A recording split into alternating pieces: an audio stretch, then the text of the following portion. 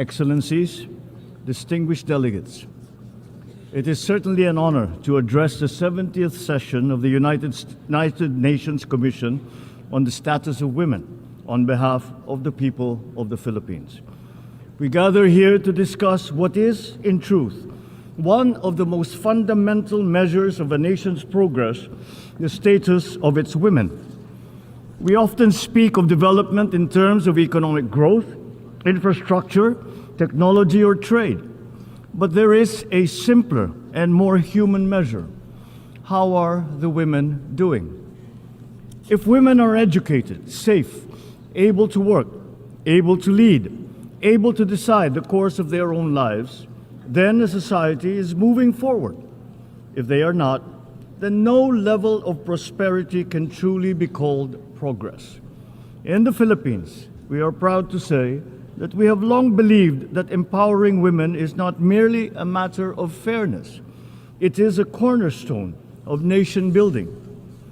Filipinos stood at the center of our national life as leaders in government and business, as innovators, educators, health workers, entrepreneurs, and as a steady strength within families and communities.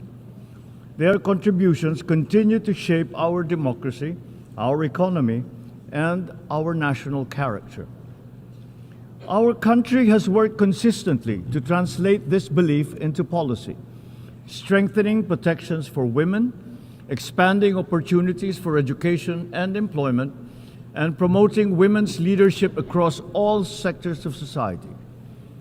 But even as we take pride in this progress, we recognize that the journey towards full equality, both in our country and around the world, is far from complete. Across many societies, women still face barriers that limit their opportunities. Too many continue to experience discrimination and violence. Too many girls are still denied the education that will allow them to shape their own futures.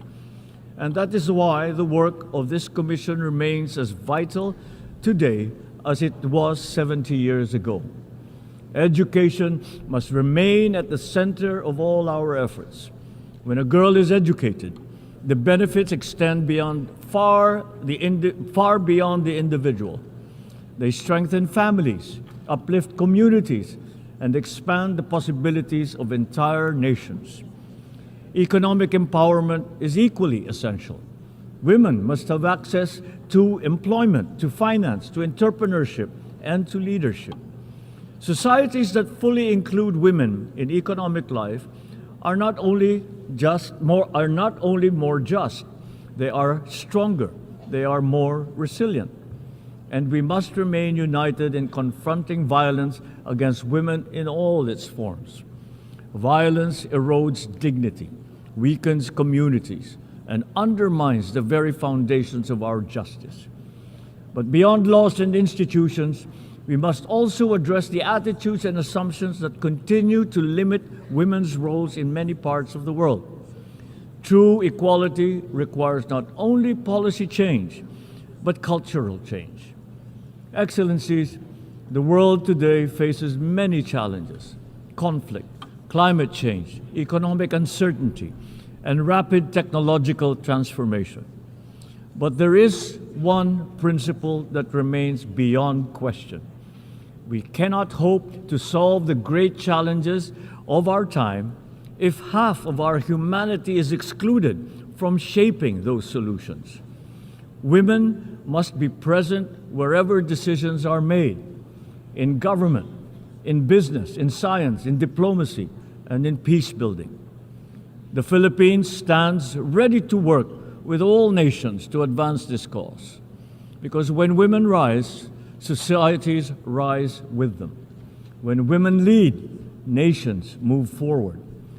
And when every girl, no matter where she is born, can stand with confidence and say that her future is truly her own, and then we will know that we have built not only a more equal world, but a better one for all of humanity. Thank you, and mabuhay.